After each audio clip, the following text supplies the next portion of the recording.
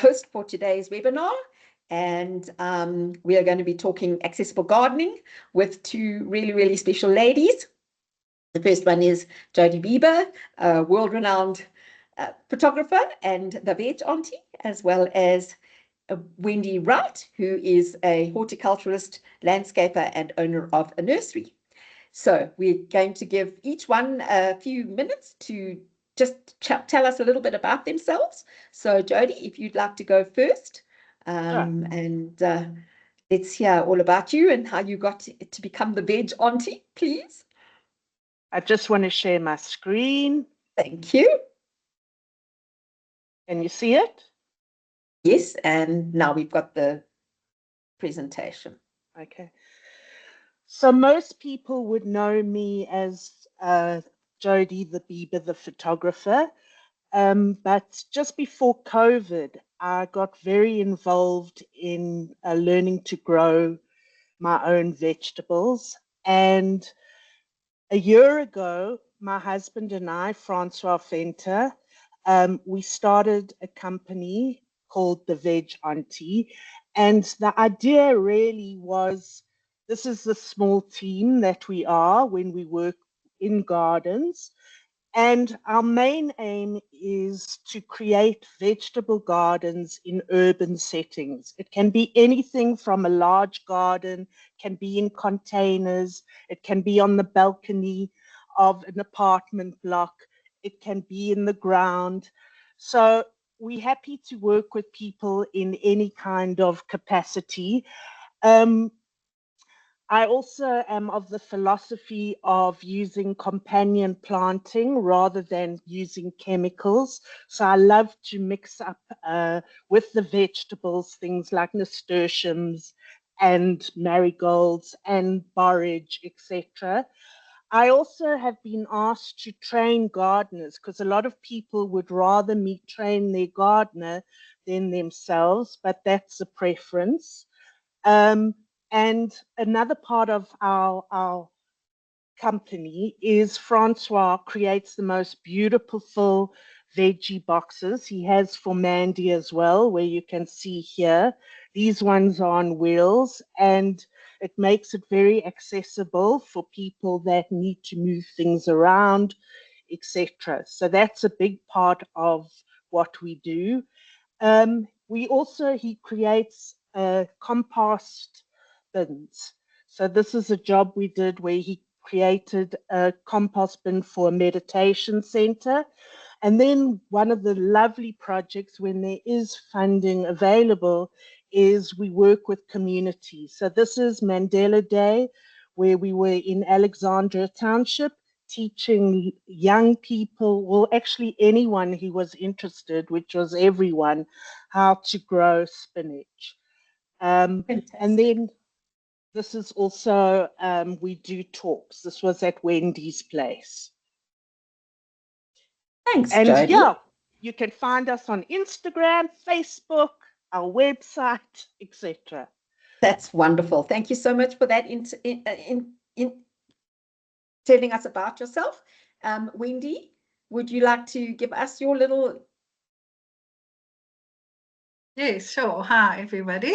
So I'm Wendy Wright. I grew up on a farm and had the privilege of living with my grandmother next door, and she gave me a beautiful time learning about nature and gardening and flower arranging and fairies in the garden. And so I grew up with a wonderful sense of nature. And unfortunately, as a teenager, I thought that I wasn't interested in any of that, and I went off traveling and came back and didn't know what to study. I had quite a hard time wondering what I was going to do with my life. And then I started gardening at home, my parents' garden, and was feeling bleak about my future, but I got stuck into this gardening. And then one day I thought, I just love this. I could do this forever. And then somebody said to me, what about horticulture? And up to that point, I'd never heard the word. So that is now more than 30 years ago. So someone had said to me, I can't go farming because I'd done one of those tests. And I thought, oh no, goodness gracious, no. And anyway, so that was a wonderful thing. I applied, I went and studied in the Cape. I had the happiest years of my life and qualified as a horticulturalist in 94. And then, yeah, then I started a nursery. I did quite a lot of seedlings commercially. And I think, so being on the farm was quite hard in terms of, I also did ornamentals, but it was hard to market them from a distance.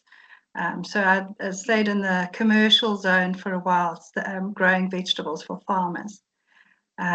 Anyway, and then I moved into the city and started landscaping, and I have been landscaping since 2004. So quite a few years under my belt, and yeah, I just every day absolutely love what I do. Excited about plants of all forms still, and yeah, and just really enjoy making spaces beautiful. And tell me something, when did Norman come into your life? So I was living in Pietermaritzburg at the time, and we actually met at a party on a farm, and yeah, we just I think that evening we just ended up talking until the sun rose, and we haven't stopped seeing each other since. It just just kept going from that moment. Yeah, we had a lot to talk about. Absolutely. Yeah, and then I moved up to Joburg and started my landscaping business all over again up in Joburg. That was 2012, and then I got itchy fingers and needed land and wanted to grow my own things. So then I started a wholesale nursery as well. And then I thought it'd be nice to have a retail nursery. So I started I thought I'd have a little cafe and a retail nursery. Anyway, it seems to be all about the food and less about the plants at the moment. But it is a beautiful space, and I'm hoping more and more people will get to know that I've got a new little retail nursery in Dunvegan. But it is a lovely space, and people are so excited when they get there. Yeah. And it's accessible, and it's called the Garden Cafe. Garden Gallery and Cafe. Gallery, sorry, yeah, absolutely. Yeah, so yeah, it is accessible, and yeah. Good. Thanks, Wonderful. man. Thank you. And now I'm going to share my screen and give you a little bit about me. So if I could get it going.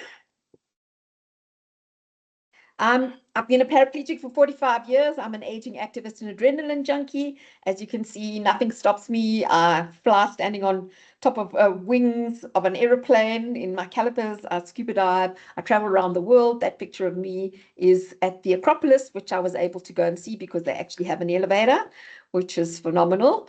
And yeah, my motto is first you dream and then you fly. So how did I really get into gardening? Well, I think that anybody who's an avid gardener usually learns to love gardening from when they're in their childhood. So for me, it started really, really early. When I was a little baby, we had a huge big garden, and mum used to put me in a cardboard box and then go and work in the garden and drag me around the garden, which was lovely. I sit in the box with a cushion and a hat. And then obviously, as you can see in the middle one, we had this huge big acre of ground. And so when we were kids, we had to help in the garden for our pocket money. And of course, once I got older and I went off to go and study to be a nurse, I had to take some plants with me. So I had a little cactus called Hubert and a little African violet in my nurse's raised room. And then I was 19 when I had my accident and became a paraplegic. So some 45 years ago now. And so gardening has been with me since forever. And first I started with some pots in my lounge on a glass table. As you can see, the faithful old violets and then obviously orchids. I love orchids, and I've got lots of orchids, indoor orchids and outdoor orchids. And this is a way to start, even if you've got a small room or whatever, you've always got a windowsill or something where you can have a potted plant. I live in an apartment block, and so I've even gone out onto my passage, and I have raised like table on little wheels that can move around, and other planters in order to have something. So you can always see where my flat is because of all the flowers. Again, more orchids. In 2020, during the lockdown, it was my 60th birthday year, and because I couldn't have a big party, I decided to spoil myself and built a deck, because for years I've been able to look into this beautiful garden that we have in our block of flats, but never been able to get out. And so I put in a composite deck, and which was fantastic, and was able to then be able to move outside and have my plants. My sister gave me 2 magnificent roses, heritage roses, the one for my 60th birthday. The one is the Nelson Mandela rose, which is the orange one, and the Rainbow Nation rose, which is a multicolored rose. I have other roses as well, but I love those, and they are my passion, and I look after them very, very carefully. My sister has raised garden beds in her house. She lives in Portugal, and she suggested, come on, buy your, stop buying your veggies, start growing your veggies. So I started in my rectangular pots, and the 2 sort of trees, one is a pepperdew tree, and the other one is a lemon tree, which you can see has already got lemons on, although I only got it recently from Wendy's nursery. And as you know, this year decided to, because those other pots were low down and difficult for me to get into, I got Francois to build me these wonderful wooden boxes that are made out of old floorboards and pallets, wooden pallets. They are then sealed with a linseed, and have got casters on so that I can move them around. When we had them finished, it wasn't quite ready for planting season, so I put my outside orchids into them, which they absolutely loved, and as you can see, flowered hugely. Obviously, a while back, once it was ready for planting, I used my little table to mix my soil, and then planted my veggies into the boxes. So I've got tomatoes in one, and I've got my herbs in the other. But please remember, you can always even just grow herbs in a glass of water. Potatoes are an amazing thing to grow in a bag. So easy. You start with a small amount of soil, chuck in your potatoes. As the little shoots come in, you add more and more soil, and you can buy these bags that get unzip again, and then you've got your potato crop. Very easy to do. We'll talk about that in greater detail when we have our discussions. And of course, I love the sensory. So I've got a lovely, huge lavender hedge and some jasmine that's on the side fence, which I love because it gives you such an amazing smell, and it's just so wonderful to be able to have those things. Remember that the lavender does and the jasmine bring the bees, and so it's always good to have sensory plants as well. Obviously, we want to look at raised bed options. There are various different types, and for people in wheelchairs, they can have the bed where you can go in underneath them if you don't want the roll around ones like I have. And now we're going to go on to our discussions, and that was me. Super, man. The patio looks beautiful. Oh, so lovely. I love it. I love being able to get outside. And although I can't get out into my garden because there's stairs unless I've got help, it's wonderful just to get out. And that was one of the things we thought about when I put in the deck. My sister said, you're going to put a ramp in, but it was going to be 17 meters of a ramp, and it would have taken up the rest of the garden. So I decided not to. So let's get on to our actual panel discussion now. And we're going to just kind of get some topics out there, throw them out, and have discussions. So I want to chat about the difference between growing from a seed or growing from a seedling. And I'm going to start with you, Jodi, first of all, because of the vegetables. I prefer to have the seedlings for some of my vegetables, but let's hear what you think. Is it better to sow by seed or seedling? For me personally, I prefer growing from seed, and there's a number of reasons. I know the soil that I'm using. I love the organic part of it. So I know exactly what I'm putting into the ground when I eventually do. And there's something so nourishing about watching something grow. And also, one of the big things is that you save a lot of money. But I do understand for people that don't have the patience, then you just, it's wonderful. You go, you get seedlings, you put it in. You don't have to think, what month is it? Should I be starting my seeds? Because I always start them earlier than the season so that they're ready to put in. But I think it depends, on the person and the time that they have and what they prefer. I just think seeds are the way I like to go. And you, Wendy, what is your thoughts? What are your thoughts? So I agree with Jodi completely there. It is lovely to do it from scratch and plant seeds. But if you are wanting to take shortcuts and buy seedlings, there are definitely some that should never be grown in a tray. So there are some seedlings, and I'm not, so just if I just deviate slightly here, there are a lot of vegetables that are perfectly easy to grow from seed. I think the harder things to grow from seed are more the flowering plants that have some finickies about them. So, but when it comes to vegetables, there are a lot of veggies that you should plant directly in situ. So your bigger things like your beans and your peas and your pumpkins, none of those plants do really well in a tray. Your beans want to send down a long root and start shooting up and want to grow in something quite quickly. So the hard transplanting thing for those aren't good. And then you take something like carrots. And look, unfortunately, with the commercial nurseries, a lot of them put everything into a tray. And it actually makes me feel a little bit angry because if you plant a carrot in a tray, it J roots. So instead of having a beautiful long carrot, it actually bends and down around the bottom of your little 6-pack tray.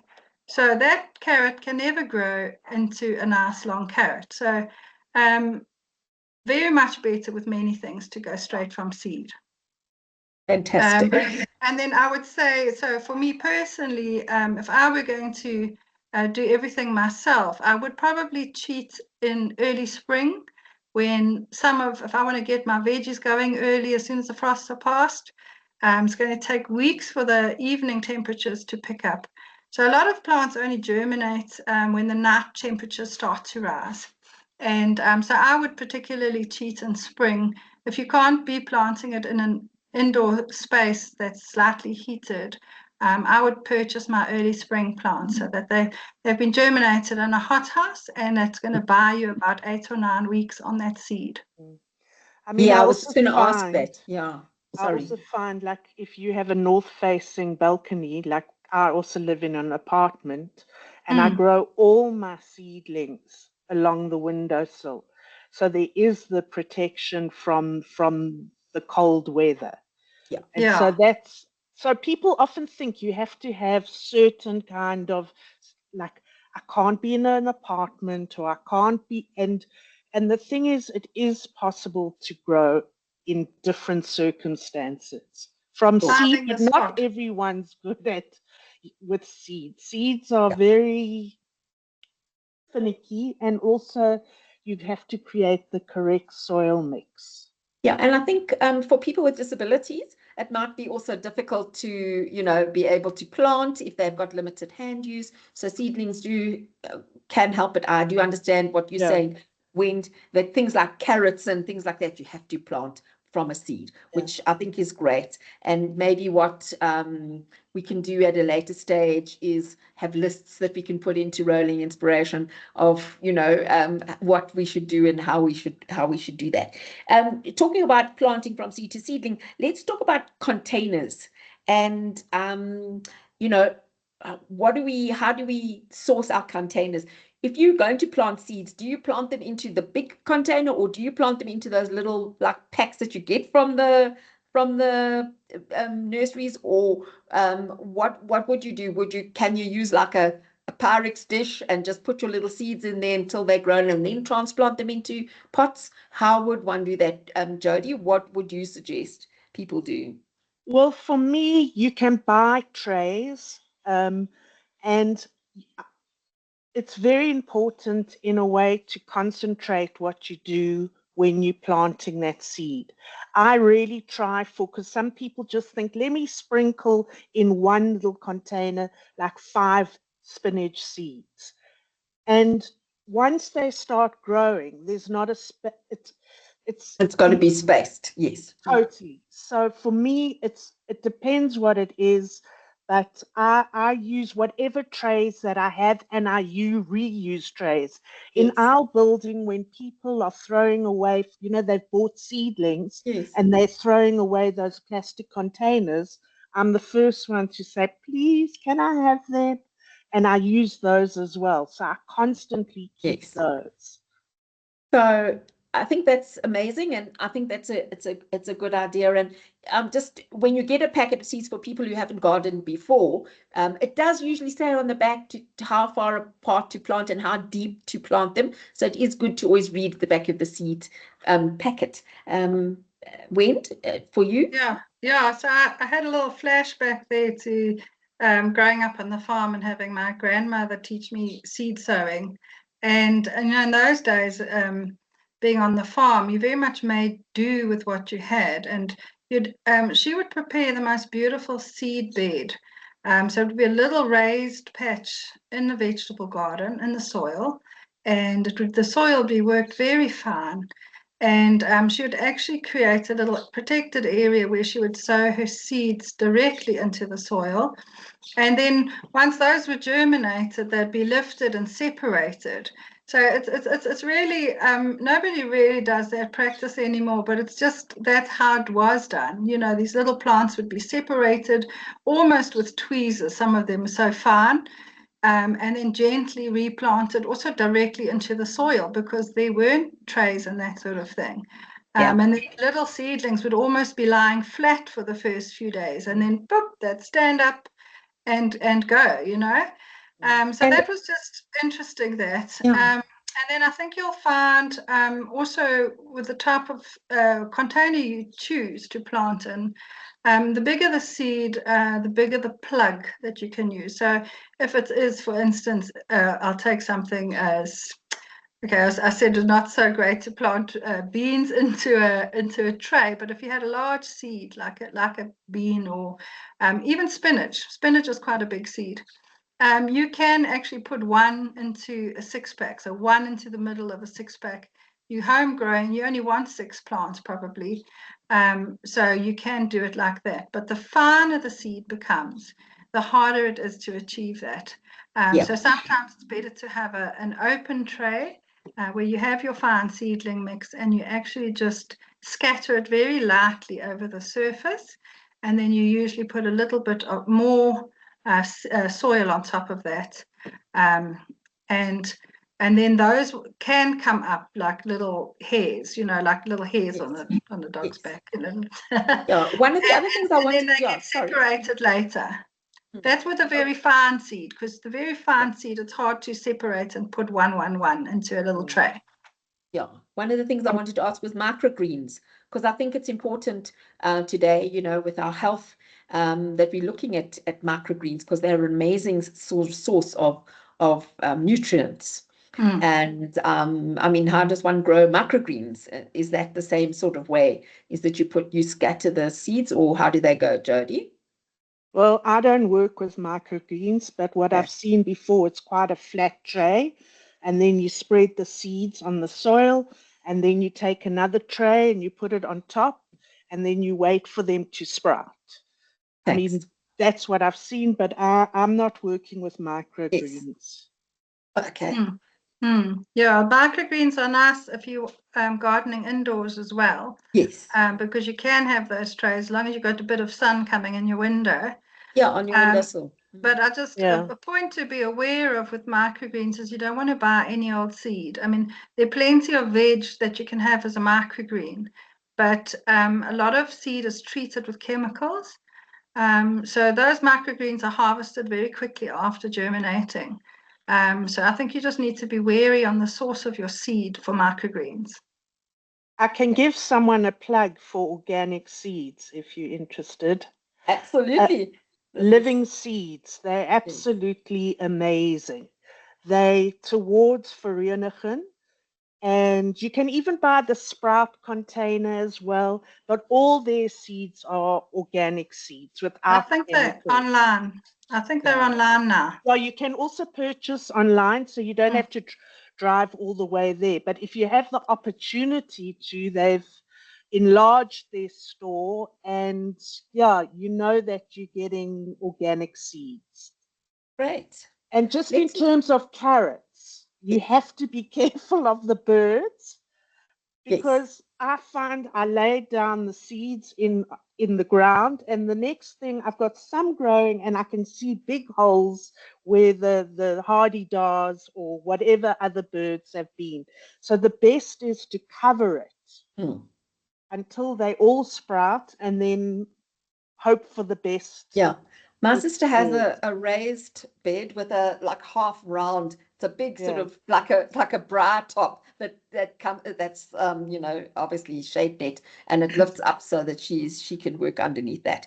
Let's moving on now to soil health, because people always ask me, how am I so successful with my plants? And my thinking is, well, I have to feed them, because if they're in a pot, when you water them regularly, you water out all the nutrients. So I feed my plants with organic plant food on a regular basis, once every 3 weeks. And my orchids specifically, I'm very good, and I do organic feeding. I take eggshells and banana skins and onions and garlic, and I mix them into a liter of water, and I let it soak for 24 hours, and then I take all the bits out, and then I use that water diluted into 10 liters of water, and I water all mine, and it's amazing how it does help. So Wind, for ordinary plants, not veggies, we'll ask Jodi to do the veg ones. How often should you water your plants? How often should you feed plants, whether they're in pots and then whether they're in the soil in the ground? Okay, so I think the important thing is before planting. So your basic macrochemicals, not sorry, chemical, your macronutrients are nitrogen, phosphorus, and potassium. And you're wanting to have those as well as a whole range of other micronutrients available to your plant, especially if you're going to be eating your plant and you're actually wanting to benefit from the nutrients yourself. So for me, the most important thing going into the soil is your phosphates. And now, probably the highest form of phosphate organically is going to be your bone meal. And you can't really burn your plants with it. It does decompose slowly.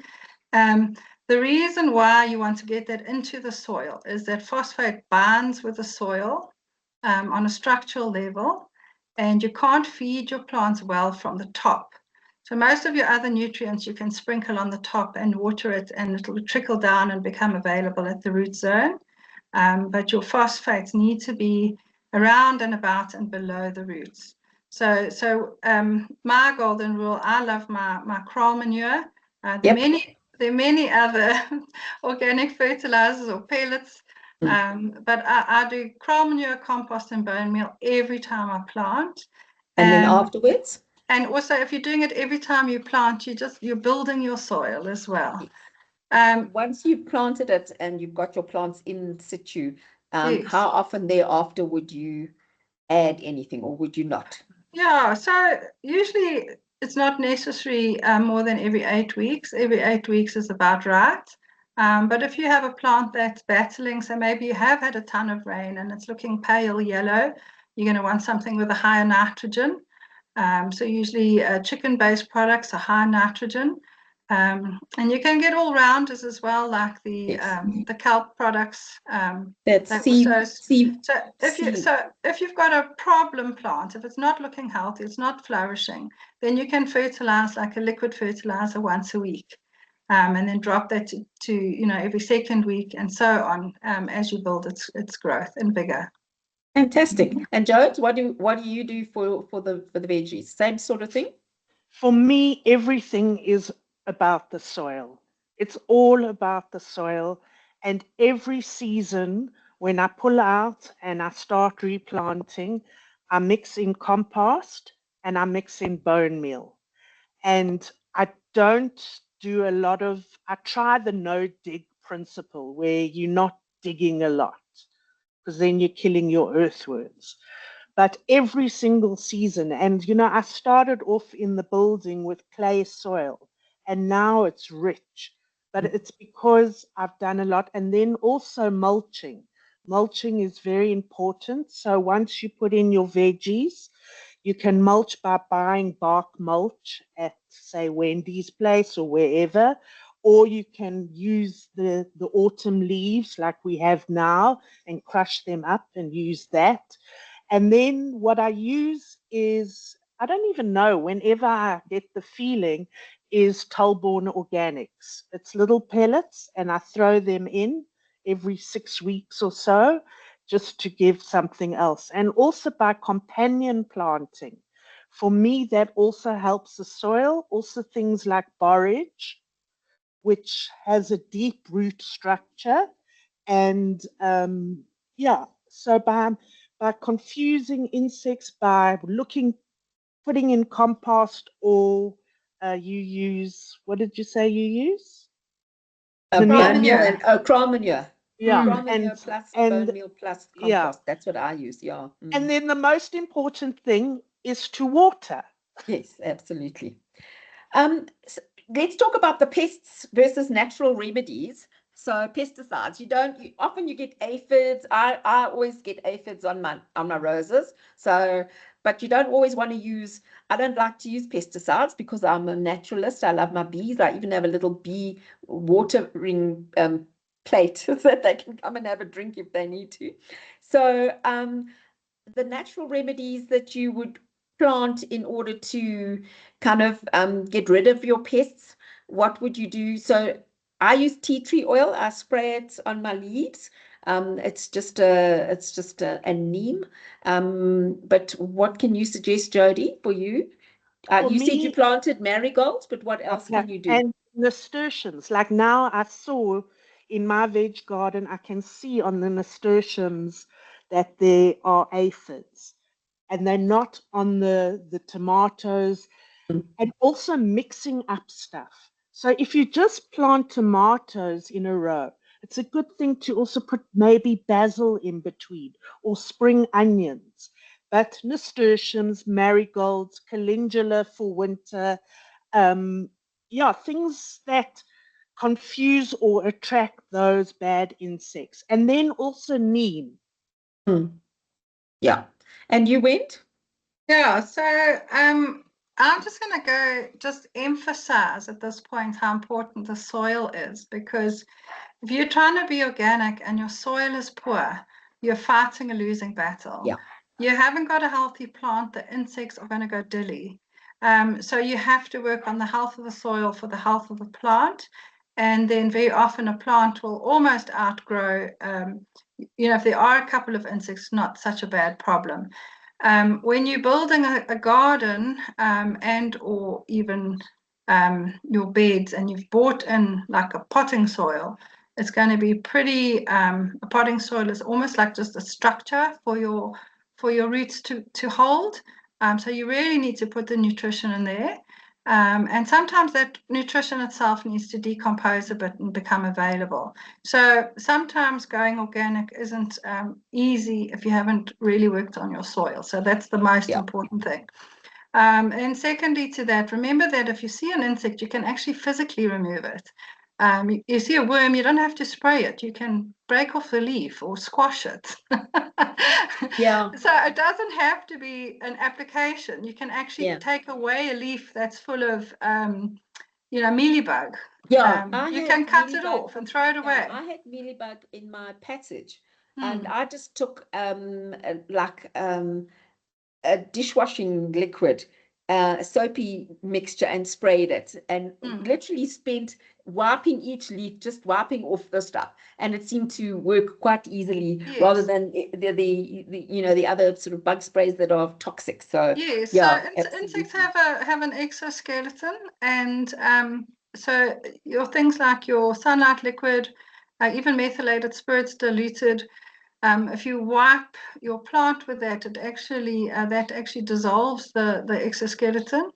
But the neem oils and it sounds like maybe the tea tree oil, that smothers the insect. So that even the little scale insect, it covers them, and they do die from that.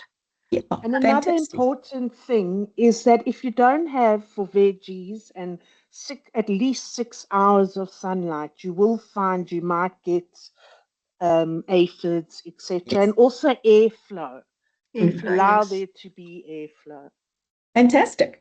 So let's we've spoken about the general sort of plantings and things like that, of just general vegetables. Let's get down to the nitty-gritty, because I see we've got 15 minutes left, although we did start a few minutes late. So let's talk about tips on accessibility. So people say, well, I can't garden because I haven't got hand use, or I can't garden because I'm in a wheelchair, or I can't garden because I'm old and my knees don't handle it.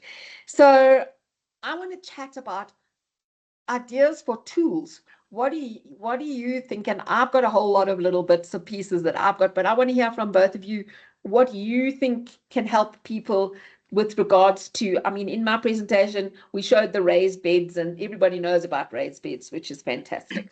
But what tools? I mean, I know, Jodi, I gave you a tiny little spade that came wrong. I bought it on Amazon and it was the wrong size.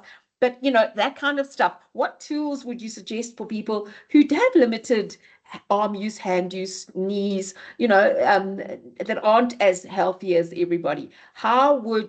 What tools would you suggest people look at getting? Like a watering can with a little sprayer or whatever. What tools would you suggest? Okay, I think you go first. No, I don't mind. You go. Sorry. No, I have to say that spade you gave me, even though it's small, it's been a very useful tool because it actually works perfectly. You don't need more than that. So any tool that is lightweight, and then, I mean, there are I've got a beautiful, I don't know what you call it. I don't know the terminology, but it's to dig holes for you, or you can just take, a pencil and do that. And then for me, what I know most is the raised beds and creating raised beds that you can move around and work around that. That for me is the biggest thing, because even for a fully able person like myself, like sometimes I have the worst backache after working for a long time in the veg garden. So having that raised bed is the number one, I think. Absolutely. Okay. Wendy? Yeah, so I think from a tool point of view, so before the talk, I did a bit of Googling, and I was seeing all sorts of interesting bits of equipment for home use that we don't have in this country. So that actually, I just thought about the mainstream tools that I see. They usually are quite heavy and possibly difficult to work with. So be quite interesting to make a bit of an exercise of seeking out tools for easy use. Things like tools for weeding that are on a longer pole, so you don't have to bend over to do it, and that kind of thing. There are a few things in the market, but I haven't seen a range of it. Online, I saw little garden spades and forks that had a strap that went around your elbow, so you could use the thrust from your upper arm to move it. Things like that. I mean, it'd be interesting to see if we could get something like that in this country. Yeah, and I've looked at a lot of different things, and basically you just need to go for your own eating utensils. A spoon, a large, big dishing up spoon, which you can then put into your strap that you might use if you're quadriplegic, or a fork. You can use those things in a raised bed.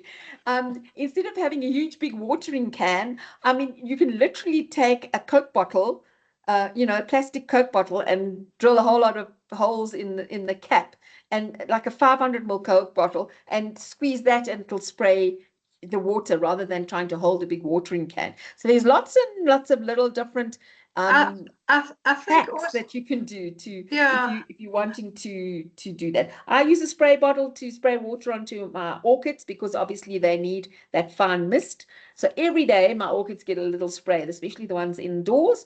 But yeah, so I think I think I would say it's important to think through your gardening, because the last thing you want is for your garden to be an irritating chore, something that's just too hard. It's too hard to move the water. It's too hard to do something.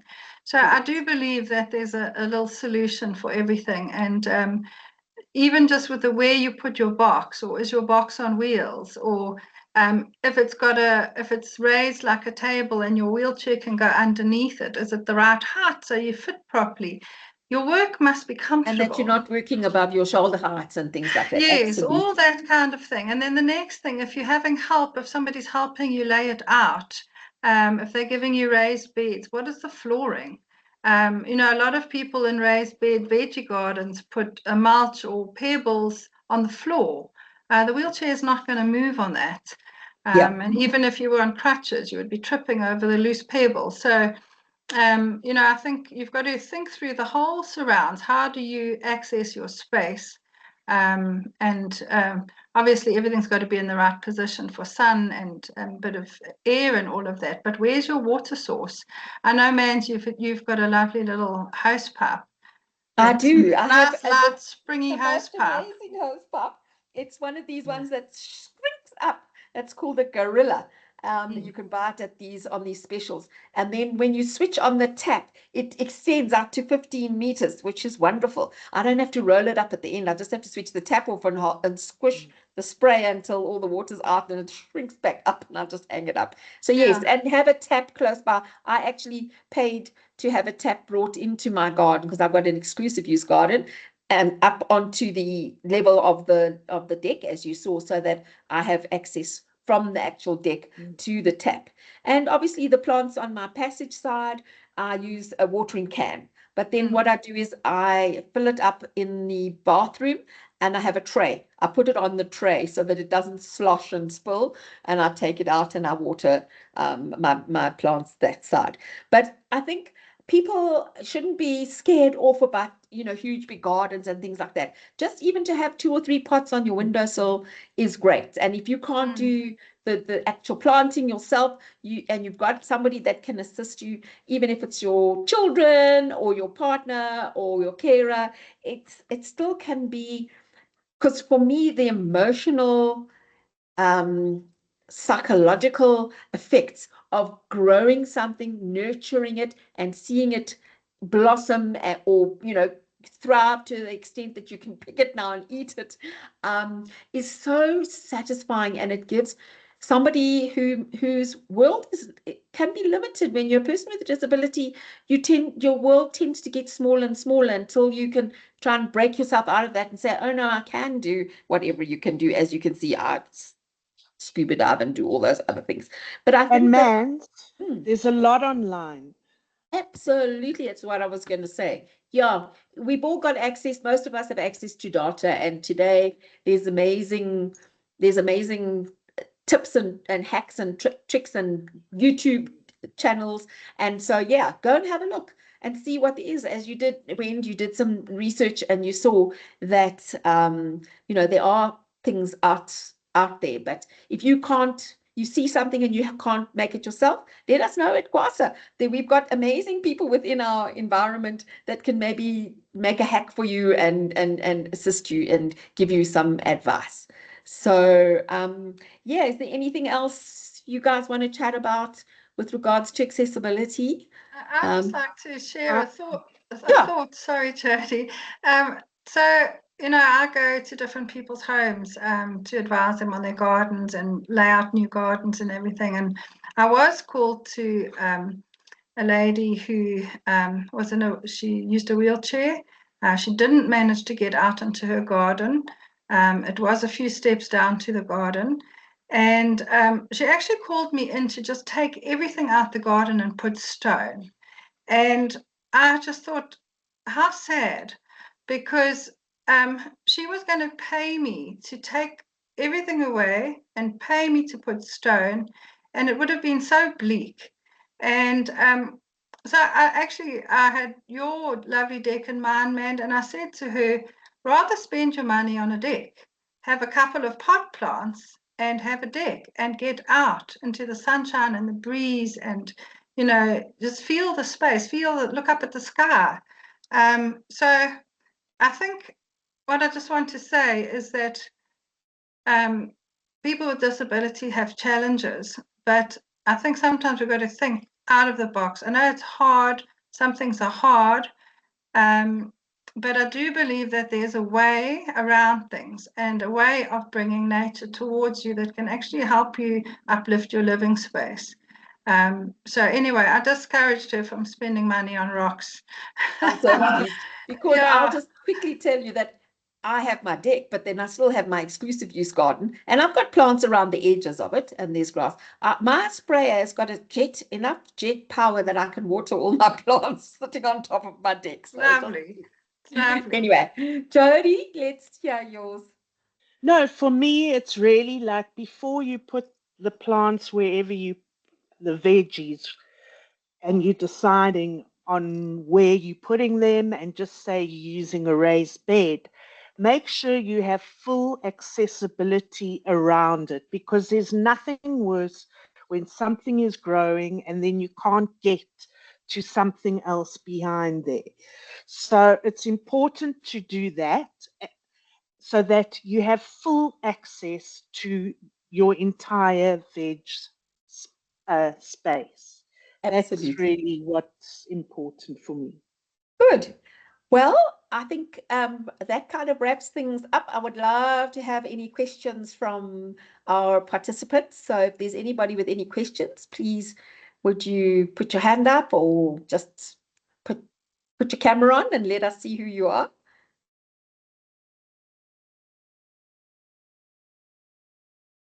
Queenie? Good afternoon to everybody. Okay, please can I not come on camera? That's fine. It's not a problem. completely- As long as we know you're there, that's fine.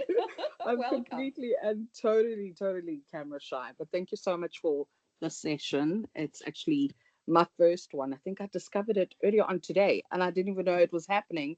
And I was like, okay, let me quickly just register. So here I am, and thank you so much. Can I be a nuisance and ask, is it possible that maybe when it's season for certain vegetables or fruits, that maybe we can get a heads up in the group, maybe even if it's in the rolling inspiration group, just to say, okay, guys, now we're going into, I don't know, I'm going to be really simple, potato season. Because I think, we're talking about the flowers, and I'm a rose girl. I love roses. But then there's also the other side of it where I'm thinking nutrition. I'm thinking of some of our members who could be saving thousands just by having vegetable gardens, and I don't Exactly. know whether it's something that we've explored as a family, because let's face it, we're a family. We've only got each other. We understand what it's like to, live this expensive life, because I always tell people to be disabled or to live with a disability is a very expensive lifestyle. So I don't know if that will be something that maybe you ladies or some of the members can think about when it's lemon season, when it's, whatever the vegetable is, that we just get the heads up that go get the seeds. It's time to, plant mealies now. And maybe let's start a whole movement of putting food on members who don't necessarily or can't necessarily afford it, or who'd like that little, that little bit of extra help and a nudge, because also we've got to be healthy. Our bodies need us to be healthy. So I would love a nice balance of having the veggies and having the beautiful garden and having the fruits, and who knows, our members in time could actually even maybe sell some of the vegetables Correct. Absolutely. just by starting and learning from you ladies because I mean, I'm clueless. Like for me, I'm just like, just put it in the ground for me, and tell me when to water it, or I'll gauge when to water it. That's me. But I love gardening and I love being out there. And my mom has got green fingers, but bless her, she's busy looking after me. She doesn't have time to spend in her garden. But I'm like, let's maybe get more members out there to grow those vegetable gardens. I don't know if that's something that I can ask you ladies, that maybe we just focus on that. A huge drive to let's put food on our tables whilst gardening, whilst getting out there. We're getting the vitamin D, we're connecting as members. And yeah, geez, sky's the limit. Sorry, roses are red, violets are blue. Queenie, you are an Yes. amazing woman, and I think that you and your mom should make it a project that both of you go and put in a kitchen garden. But She I would think love it's it. yes, and I think with Mariska at Rolling, I see there's some other of our board members on the presentation today, the webinar. So maybe we could offer it on our newsletter or something where we have a regular, okay, guys, it's time to prune your roses, or it's time to plant your seedlings or plant your seeds, because as I said, we somehow have to be, and maybe we can offer that for the Quad Para Association members. Anybody else? And I don't know if you all like hang out like a whole group of people, but maybe you can start a community garden somewhere. So And Jodi, work we That would do. be We lovely. have, yeah, Kwasa has what we call independent living centers, where people, quadriplegics and paraplegics, live in like a community home. And we do have a number of those around the country. So it could be something that we could be looking at.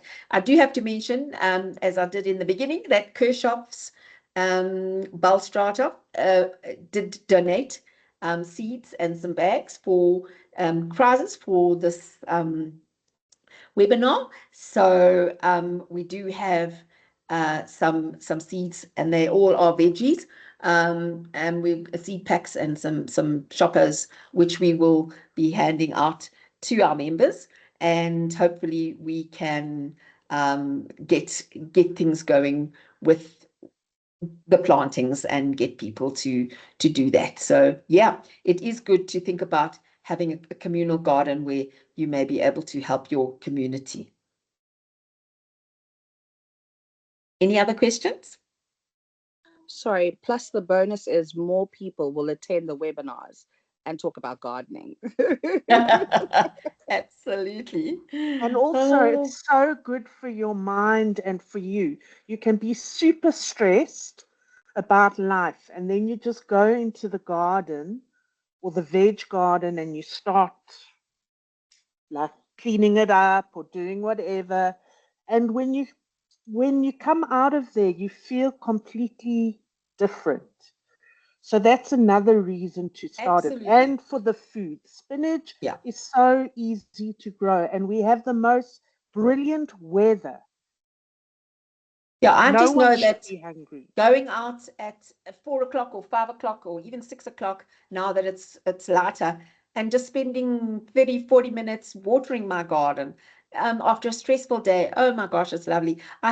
We have lots of birds in our garden, and I have 4 baby mouse birds and 2 baby lories, grey lories that come, and I feed them every day, just fruit. And then the crested barbet comes, and so it's fun, olive thrushes. So it's so amazing to be able to have that kind of interaction with nature, and it's wonderful. It's very relaxing. And Kosinati? Greetings everyone. How are you? Hi, fine, and you? I'm very well, thanks, and I'm blessed. I'm a gentleman on the wheelchair. I just want to find out and know more about which is the best way gardening in terms of there are systems. I believe there's a horticulture, aquaculture, the vertical and other stuffs, and the soil planting. Which one is the best for me as a wheelchair bound person? That is, it's gonna be the easiest way to do a gardening, especially for gardening. your spinach, your potatoes, your cabbages, because it's expensive getting those vegetables. And what Queen is saying, it's very much true, and it's gonna be helpful if we get more of these sessions, so that we can be able to be enlightened, and so that we can know how to maneuver around these gardening things. Yeah, we didn't. So we didn't talk about vertical gardening, which is a whole new other thing, which I absolutely love. And I think that's an important subject for another session. But yeah, I can touch on that. I can touch on that briefly. okay. I just I just wanted to say that the first thing, of course, in that you have to look at is the size of your property or where you want to garden, because I think that's going to determine what pots, I mean, you can grow, as I said, you can grow potatoes in a black plastic refuse bag, and you can get a whole crop of them. So it's just how you do it, and things like that. But it really depends on your size of property, because if you've got a small thing, you can do vertical stuff, but not everything can be grown vertically or aqua. So Wendy, do you want to add to that? I just wanted to say, in my opinion, soil is the easiest, hands down. Easiest and least expensive, most forgiving. As soon as you've got the hydroponics and that, it's much more finicky when it comes to diseases and transplanting and getting your seed into the water and all that sort of thing. Not to discourage anyone, a lot of people make a wonderful hobby of it, but in my opinion, it's more intense and more expensive to set up, although there are also ways around that. I know people use pipes and all sorts of things, but I just think soil is a winner. I mean, you can forget to water for a day and it'll still be there. I just think soil's the least expensive and the easiest if you've got some space. But I have seen people sell produce by growing in checkers bags. Yeah. Checkers. Yes, Yeah. and if you've got a teeny tiny place like just a kitchen, you can grow your celeries and your herbs and everything In a pot. glasses of water, which is great, because you can see the little roots growing. So there are ways of doing this. And of course, Nati, we did mention it. I'm not sure that you were actually on the session, but we did mention that there is amazing sort of information that is out on the internet and everything. But we all have our details with Rolling. So if you're looking for more specific assistance, then I think it would be the best that you contact us through Rolling. I think you registered on the form, so we will have your email address, and then we can help you to assist you to the best possible way. Okay, thank you very much. Thank you very much. Good. Anyone else? Just for what he really wants to grow, having soil is definitely the best, and space. Yes. And so it would be, I don't know if there's someone you can work with, or in some way find a way to raise your beds, maybe just heaped soil.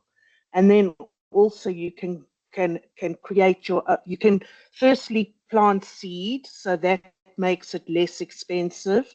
Plus you can eventually make your own compost. And that also, that every season you can put onto that patch that you have.